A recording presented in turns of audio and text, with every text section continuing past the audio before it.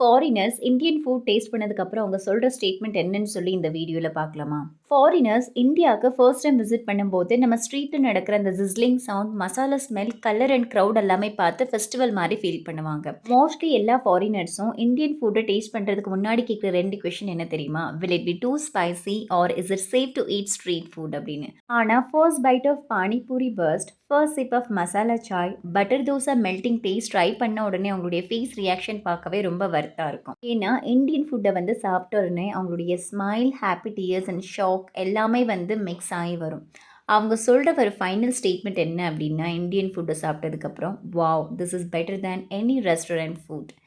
Indian street food வந்து ஸ்டொமக்கை மட்டும் satisfy பண்ணுறது மட்டும் இல்லாமல் அவங்களுடைய ஹார்ட்டையும் வந்து வின் பண்ணும். Because every Indian food as culture, love, spice and இந்தியனோட ப்ரைட் அங்கே இருக்கும்.